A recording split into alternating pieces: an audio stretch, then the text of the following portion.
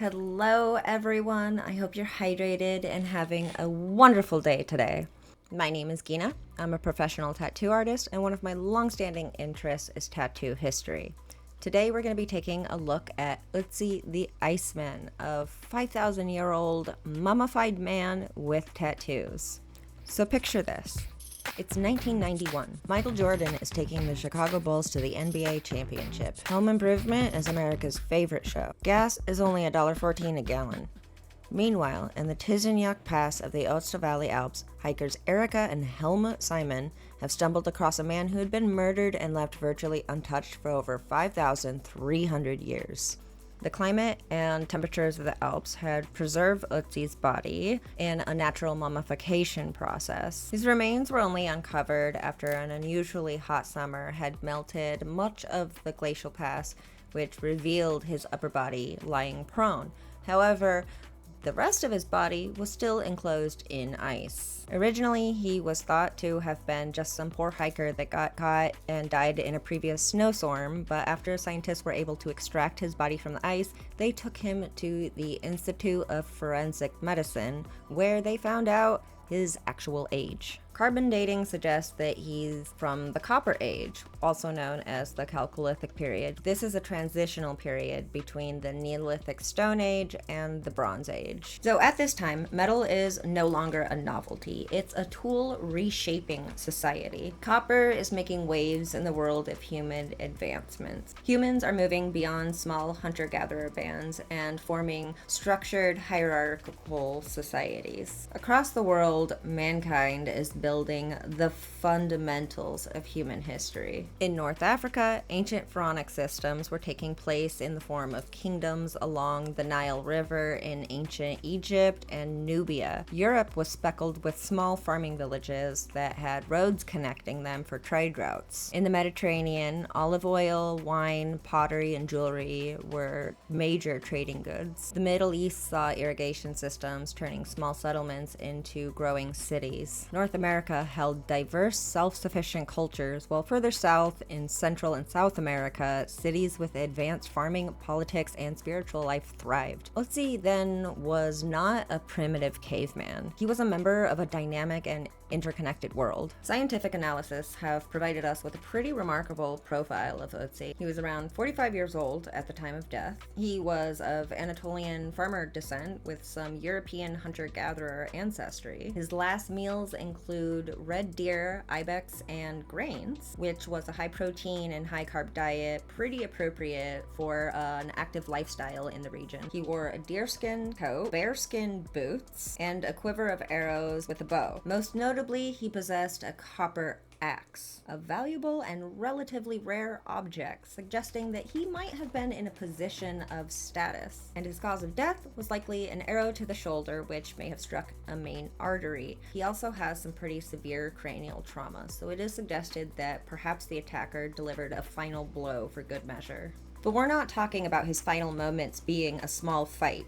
This was most likely a battle and a full-on pursuit. DNA evidence suggests that the weapons found with him have the blood of not just one, not two, but 3 different men, 2 of which were killed by the same arrow. That means he shot a guy, went and retrieved the arrow from his body, and then went and shot another guy, and went and retrieved his arrow again, and then killed a 3rd guy with a knife. That's insane. So he's also a really accomplished fighter. Anyways, back to his mummified old body.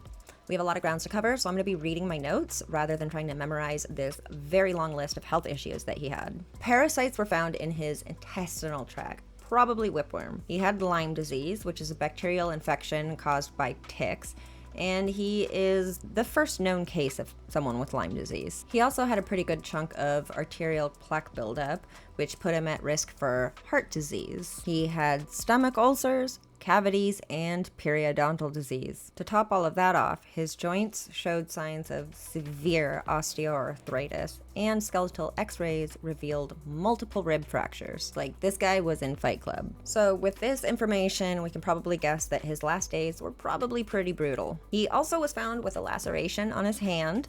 We're not sure if this is accidental, like if he accidentally cut himself while carving up his deer meal, or if it's a result of an altercation. But considering the blood on his weapons, it's probably from a fight. And because not a whole lot was found with him, it's assumed that he was probably fleeing. But my favorite part about the discovery of Ötzi, and another element that makes this whole thing exceptionally fascinating, is the fact that he was covered with so many tattoos. A total of 61 tattoos in 19 different clusters all around his body, mostly his lower back and legs. Interestingly enough, these tattoos were marking areas of chronic pain and joint deterioration, which is pretty fascinating. We can confidently say that tattoos are prehistoric. They are the oldest known tattoos in archaeology. That's a monumental discovery. And the tattoos being strategically placed on areas of chronic pain suggest a form of tattoo acupuncture. And this is particularly interesting because it predates the earliest documentation we have of acupuncture in East Asia. So, according to hopkinsmedicine.org, acupuncture points are believed to stimulate the central nervous system. This releases chemicals into the muscles, spinal cord, and brain. These biochemical changes may stimulate the body's natural healing ability. When we scroll down to the musculoskeletal section, we see arthritis, back pain, muscle cramping, muscle pain and weakness, neck pain, sciatica.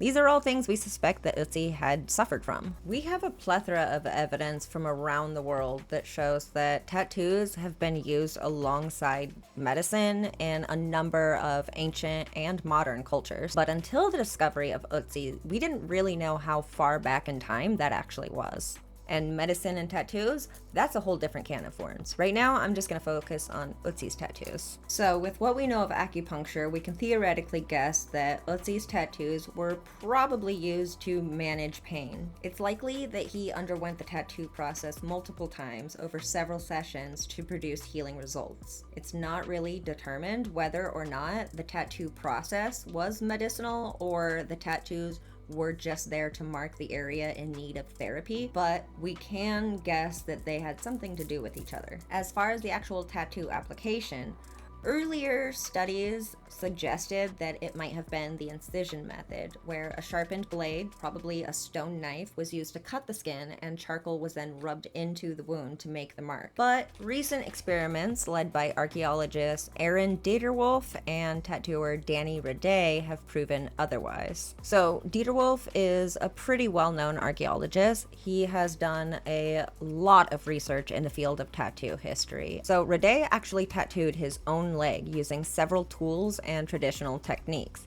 The hand-poke method produced tattoos the most similar to Ötzi's in terms of line quality and pigment dispersion. So, what we know of Ötzi's tattoos is that they were most likely done with the stick-and-poke method. Essentially, a sharpened object would be dipped into charcoal or soot and poked into the dermal layer of the skin to leave a permanent mark. This not only tells us how Ötzi's tattoos may have been applied, but also links us to a much broader global spectrum of hand-poke tattooing. The discovery of Ötzi has dramatically changed the field of tattoo history. Before Ötzi, most of what we knew about ancient tattoo history came indirectly from artwork, pottery, figurines, and tools. With Ötzi, for the first time we have preserved human skin bearing actual tattoos that are over 5 millennia old. For archaeologists, Ötzi's tattoos provide evidence that tattooing is a universal human practice, deeply embedded in culture, not only as art, but as medicine, as ritual, as identity, ever since humanity's first complex societies. For tattooists like myself, his body's a reminder that tattooing isn't just a modern invention or a passing trend. It's a part of a lineage. It's a fascinating, living practice that is uniquely human and deserves so much respect. To be a tattooer today and to take part of this tradition is a huge honor. And to wear tattoos is to take part of an ancient practice that is common amongst all societies, all cultures, and every corner of the earth. And Ötzi, he's not even the beginning. He's just the tip of the iceberg. Matter of fact, tattooed mummies are not a rarity. We have tattooed mummies from all around the world that show us that tattoo history is expansive. I personally find this all really, really invigorating. Like, I love learning about this stuff, and I hope you do too. I hope you've enjoyed listening to me talk about Ötzi today, and I'm hoping to make more educational videos about tattoos in the future, so please do let me know if there's anything you want to learn more about, and I'll try to see if I can look it up. Thank you and have a wonderful day.